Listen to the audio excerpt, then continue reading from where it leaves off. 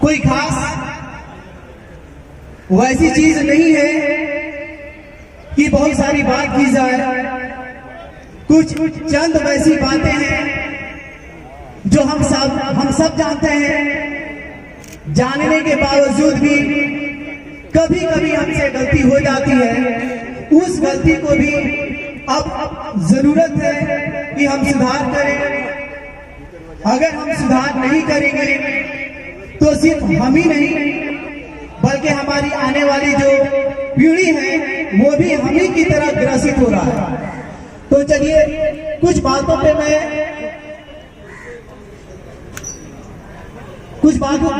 को मैं बताना चाहता हूं जो आज पूरी पहाड़िया के सम्मानित जनता जो है आज ग्रसित है, परेशान है।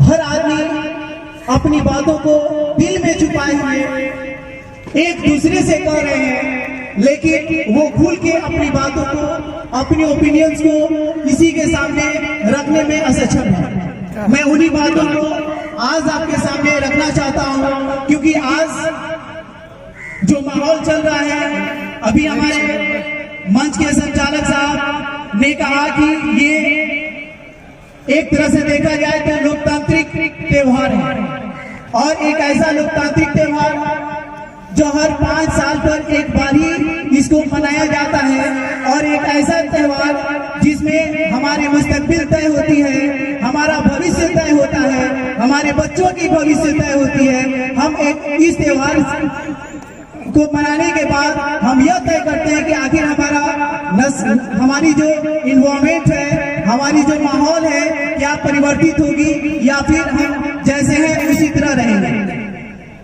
पहाड़िया अगर कहा जाए तो जितनी भी कंस्टिट्यूएंसी है ब्लॉक के हैसियत से सारी कंस्टिट्यूएंसियों में पहाड़िया बड़ा ही आला है और बड़ा ही प्रसिद्ध नाम है, जिस नाम को न केवल बिहार बल्कि बिहार से भी अलग राज्यों में जाना जाता है, पहचाना जाता है। लेकिन दुर्भाग्य की बात है कि आज पहाड़िया में कोई वैसी चीज हमें दिखाई नहीं देती कि हम गर्व से अपने सीने को चौड़ा करके अपनी बातों को हम दूसरों के सामने रख सकें। लेकिन खैर समय आता है, समय बीत जाता है, ये गलती हमारी है, आपकी है। हम समय को पहचान नहीं पाते हैं और समय की नज़ाकत को देखकर हम सही निर्णय नहीं ले पाते। जैसे कि आज हम सब जानते हैं कि पहाड़िया में जितने भी लोग हैं, पहाड़िया विधानसभा में जितने भी लोग आते हैं, आज प्रत्येक एक लोगों का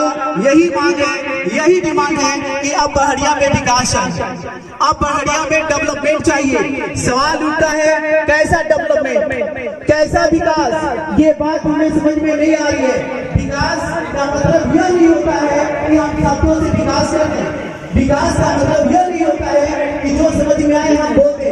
विकास का मतलब यह होता है कि जहाँ से हमारी मुस्तकबिल तय होती है। अगर बात किया जाए तो मैंने यह पढ़ा कि दुनिया में अगर सबसे बहुमूल्य अगर कोई चीज होती है तो वो है शिक्षा। अगर शिक्षा न हो तो आप चाहे जितना भी प्रयास कर लो, आप जी जान लगा दो, लेकिन आप भूल जाइए इस बात को कि आपका विकास होगा। विकास बिना शिक्षा के असंभव है, बिना शिक्षा के विकास हो ही नहीं सकता। अगर हम बात करें तो हम सब यह जानते हैं और देख भी रहे हैं कि पहाड़िया जैसे शहर में निश्चित कम से कम 1 या 2 कॉलेजेस अवश्य होना चाहिए, क्योंकि पहाड़िया इतनी हाईली पॉपुलेटेड जगह है जहाँ पे हमारे बच्चे, हमारे भाई, हमारे बहन, हमारे छोटे जो हमारे हैं वो यहाँ से दूसरी जगह जा रहे हैं। लेकिन अफसोस कि पहाड़िया में कोई भी ऐसी एजुकेशन की संस्थाएं नहीं है जहाँ हमारी बहनें जाकर शिक्षा हासिल कर सके, हमारे भाई जाकर शिक्षा हासिल कर सके। जैसा कि आपने देखा अभी कुछ दिन पहले एक मुद्दा उठा था कि पहाड़िया में कॉलेज जरूर होना चाहिए, अगर कॉलेज नहीं होगा तो हम शिक्षित कैसे होंगे। तो जवाब यह मिला कि पहाड़िया जैसे जगह पे कॉलेज की जरूरत नहीं है। इसका क्या मतलब हुआ? क्या हमें शिक्षा की जरूरत नहीं है? अगर हम शिक्षा नहीं हासिल करेंगे तो फिर हम अपने विचारों को कैसे बदलेंगे? अगर हम शिक्षा हासिल नहीं करेंगे तो हम अपने समाज को कैसे बदलेंगे? तो समझ में आया कि अगर हम किसी भी एजुकेटेड प्रत्याशी को अगर हम चयन करते हैं, चुनते हैं, तो निश्चित एक शिक्षित ही विकास करेगा और शिक्षित विकास हम सबके हित में फायदेमंद साबित होगा। बड़ी अफसोस की बात है कि लगभग प्रखंड में अगर हम देखें तो वहां पे ITI कॉलेज है, डिप्लोमा कॉलेज है। क्या हमें शिक्षा का अधिकार नहीं? क्या हम सिर्फ लोगों की बात को मानेंगे? क्या हमें हमारा अधिकार नहीं कि हम अपनी बातों को सोच सके? क्या हमारा अधिकार नहीं कि हम अपनी बातों को रख सके? क्या हमारे बच्चे सिर्फ इसलिए पैदा हुए कि वो लोगों की गुलामी करे? क्या हमारे बच्चे सिर्फ इसलिए पैदा हुए कि वो आपके पीछे पीछे घूमे? क्या हमें कुछ करने का हक नहीं? क्या हमें कोई प्रशासनिक पद को पाने का राइट नहीं? ये सारी चीजें कैसे हमें प्राप्त होगी? तो हम सब जानते हैं कि जब तक शिक्षा नहीं आएगी तब तक ये सारी चीजें ये अधूरी रहेगी, इनकम्प्लीट रहेगी। आज हम यह देखते हैं कि आज यह गिना जा रहा है समीकरण। समझ में नहीं आता ये समीकरण शब्द कहां से आ गया। आज हम समीकरण गिन रहे हैं कि फलाना इतना, चलो हम जीत जाएंगे। अरे मेरे भाई, उससे बहुत बहुमूल्य चीज यह है कि आप ये क्यों नहीं बात करते कि जो हमारे लोग आज पिछले 10 साल, 12 साल, 15 साल से इस पहाड़िया में राज कर रहे हैं, वो पहाड़िया के विकास के लिए क्या किए? सबसे बड़ा आज का प्रश्न यह है, क्योंकि आज युवा रोजगार चाहिए। मैं न्यूज देख रहा था तो एक मेसन राजमिस्त्री का काम करने वाला आदमी, जिसे एक पत्रकार महोदय ने पूछा कि क्या आपको क्या चाहिए? उन्होंने कहा कि देखिए, ये जो अनाज बांटा जा रहा है मुझे नहीं चाहिए, ये जो पैसा बांटा जा रहा है मुझे नहीं चाहिए, मुझे कोई भी चीज हराम में और फ्री नहीं चाहिए। मुझे चाहिए शिक्षा, मुझे चाहिए रोजगार। अगर हमारे पास शिक्षा होगा तो हम रोजगार हासिल कर लेंगे। अगर हमारे पास रोजगार होगा तो हम रोटी भी खरीद सकते हैं, कपड़ा भी खरीद सकते हैं, हम अपनी तमाम ख्वाहिशात पूरी कर सकते हैं। तो आज मैं यहाँ बैठे हुए तमाम लोगों से यह अपील करना चाहता हूँ कि आप हमारे गार्जियन हैं, आप हमसे ज्यादा अकल रखते हैं, आप हमसे ज्यादा दुनियादारी देखते हैं, आप हमसे ज्यादा समझदार हैं। आप समझदारी का ऐलान कीजिए, आप अपने उन चीजों का ऐलान कीजिए जिससे आपके बच्चों का मुस्तकबिल बदले। जब तक हमारे बच्चों की मुस्तकबिल नहीं बदलेगी, यकीन जानिए कि हमारा कोई वजूद नहीं रहेगा। आज देख लीजिए, हम बात करते हैं कि वो फलाना का लड़का डॉक्टर बन गया, फलाना का लड़का इंजीनियर बन गया। क्यों? सिर्फ अमीर लोगों के ही बच्चे डॉक्टर बनेंगे, सिर्फ अमीर लोगों के ही बच्चे इंजीनियर बनेंगे। क्यों? ये गरीब अभिशाप है क्या इस समाज के? क्या गरीब के बच्चों का जीने का राइट नहीं है? क्या गरीब के बच्चों का शिक्षा पाने की राइट नहीं है? समझ में नहीं आता ये कौन सी प्रणाली चल पड़ी है कि जहाँ शिक्षा को पूरी तरह से दफन कर दिया जा रहा है। आज जब शिक्षा दफन हो जाएगा तो हमारी विचार दफन हो जाएगी। आज जब शिक्षा दफन हो जाएगा तो हमारी समझदारी दफन हो जाएगी। और जब हम शिक्षा ही दफन हो जाए तो हमारी वजूद क्या है? इंसान शिक्षा के नाम से पहचाना जाता है। और जब शिक्षा होगी तो आपके अंदर मानवता होगी। हमारे कई ऐसे नौजवान मित्र हैं जो ये कहते हैं कि देखिए, बहुत सारे महिलाएं आती हैं और यहाँ पे महिलाओं के लिए कोई शौचालय नहीं है। कितनी अफसोसजनक बात है कि बहड़िया इतना बड़ा प्रखंड, इतना डेवलपमेंट प्रखंड होने के बावजूद अगर दूर दराज से आए हुए वैसी महिला जो मार्केटिंग के नियत से आती है या फिर किसी दूसरे काम के नियत से आती है, अगर उसे बाथरूम लगता है तो वो पागलों की तरफ भटकती है, कभी उधर भटकती है, कभी उधर भटकती है, कभी दीवार के पीछे के तरफ वो देखती है कि कोई देख तो नहीं रहा है। क्या ये बहड़िया की बदकिस्मती नहीं है? क्या हम ऐसे ही बहड़िया को बनाना चाहते हैं? क्या हम ऐसे ही बहड़िया को देखना चाहते हैं? मेरे भाई, अकल का इस्तेमाल करने की जरूरत है, किसी के बातों में आने की जरूरत नहीं है। आप समय की नजाकत को देखिए। आज देखिए, हर एक जगह डेवलपमेंट, विकास, डेवलपमेंट, रोजगार, शिक्षा, बेरोजगारी खत्म करने की बात हो रही है। आज हम कैसे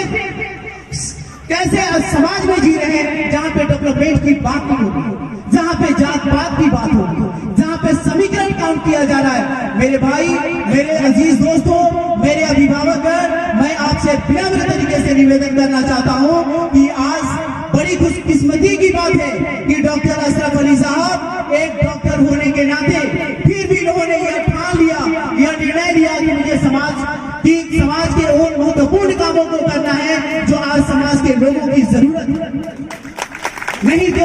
की जाए तो ये अपने पेशे से डॉक्टर है, और जहां तक मैं समझता हूँ कि डॉक्टर से बड़ा कोई एमएलए नहीं होता, डॉक्टर से बड़ा एमपी नहीं होता। लेकिन ये हमारी खुशनसीबी है कि इनके अंदर यह जज्बात पैदा हुआ, इन्होंने यह ठाना कि समाज के जो दबे कुचले लोग हैं, समाज के जो दबे कुचले लोग हैं, जो असहाय लोग हैं, बेसहारा लोग हैं, जिनको कोई पूछता नहीं है, जिनको ये समाज इज्जत नहीं देती है, जिनके बच्चों को कोई पढ़ने के लिए प्रेरित नहीं करता है, आज उसी समाज को आगे बढ़ाने के लिए इन्होंने संकल्प लिया है, इन्होंने ठाना है कि समाज के उस दबे कुचले पिछड़े उन लोगों को, दलितों को मुझे आगे की तरफ लेके जाए, ताकि वो भी अपने आप को पहचान सके, वो भी अपने आप को, अपनी वजूद को दिखला सके कि मैं भी इसी समाज का एक सह हूँ, मैं भी इसी समाज का एक हिस्सा हूँ, मैं भी इसी समाज का एक अंग हूँ। हमें भी उतना ही तवज्जो मिलना चाहिए जितना दूसरे लोगों को मिलना चाहिए। ये तो हमारी खुशनसीबी है। लेकिन आज बहुत दुख के साथ ये कहना पड़ रहा है कि आज बहरिया में अगर नजर दौड़ाया जाए तो कोई चीज नहीं मिलता, कोई चीज देखने को नहीं मिलता। आज बहरिया में देखा जाए तो हर 2 दिन 4 दिन पर मोटरसाइकिल चोरी हो रही है, लोगों का साइकिल चोरी हो रहा है, कानून व्यवस्था पूरी तरह से चरमरा चुकी है। बहरिया एक ऐसा जगह है जो हमेशा जाम का जगह बना रहा है, ट्रैफिक का जगह बना रहा है। अगर आपको इमरजेंसी काम से आ रहे हैं तो आपको 1.5 घंटा इसी ट्रैफिक में फंस के रहना होगा।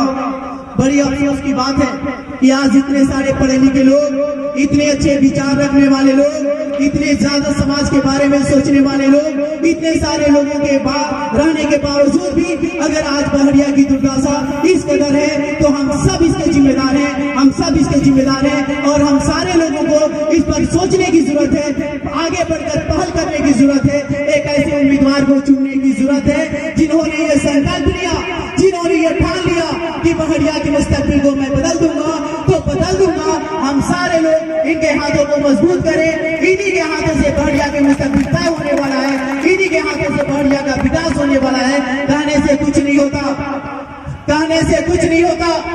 किसी के बाद किसी कोई भी शब्द कह के निकल जाइए, वैसे उससे कोई फायदा नहीं होने जाता। हमें देखना है कि कौन ऐसा आदमी है जो संवेदनशील व्यक्ति है, कौन ऐसा आदमी है जिसके अंदर इतनी हिम्मत है, चाहत है और दर गुजरने की हिम्मत रखता है। कहने के लिए तो अभी बड़ी अफसोस है। मैं अभी एक वीडियो देख रहा था जिसमें एक शब्द आया, इतना ठेले, इतना ठेले, इतना ठेले फिर आगे आगे अनहार हो गए।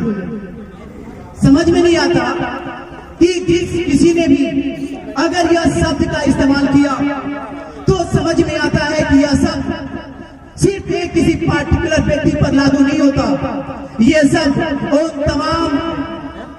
उन तमाम बहरिया विधानसभा के लोगों के लिए, लोगों पर यह बोला गया है। इस बात को आप समझिए, क्या हमारे लोग वैसे हो जिनके हम पैरविकार कर रहे हैं, जिनको हम अपना बनाने की कोशिश कर रहे हैं, जिनको हम अपना रहबर चुने हैं, उस रहबर की आवाज ये होगी, इतना ठेले की आग के अंदर अनहार हो गई। बहुत दुख की बात है। समय बदल चुका है, हालात बदल चुकी है। आप अपने आप को पहचानिए, समय को पहचानिए। किसी के कहने के पीछे भागने की जरूरत नहीं है, किसी के बहकावे में आने की जरूरत नहीं है। इन्होंने बहुत सारे बहरिया के प्रति संकल्प लिया है।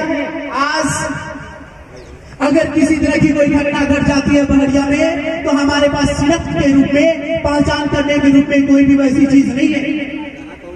इन्होंने मुझसे कहा कि और इनसे भाई अगर मैं जीतता हूं तो मैं स्पीड कैमरे का व्यवस्था करूंगा, मैं प्रयास करूंगा कि बहरिया जैसे जगहों पे जहां जहां जो शहरनुमा स्थान है हर जगह पे मैं स्पीड कैमरा लगवाऊंगा, ताकि इस स्पीड कैमरे से जो अपराधी किस्म के जो लोग हैं उनसे हमें छुटकारा मिलेगी और वो किसी भी तरह के अपराध करने से गुरेज करेंगे, परहेज करेंगे। बहुत खुशी की बात है कि एक छोटे से जगह पे हमारे जो कैंडिडेट हैं इस तरह के विचार को रखते हैं, इतनी सकारात्मक सोच को रखते हैं। मैं ऐसे उम्मीदवार को दिल से सलाम करता हूं, नमस्कार करता हूं। इसलिए मैं आप तमाम बैठे हुए हमारे सारे जितने भी लोग हैं, आप सबसे मैं अपील करना चाहता हूं कि आप आला छापर अपना कीमती मत देकर इनको भारी मतों से विजयी बनाए। और इस प्रकार मैं यहीं पे अपनी बातों को समाप्त करता हूँ। जय हिंद, जय भारत।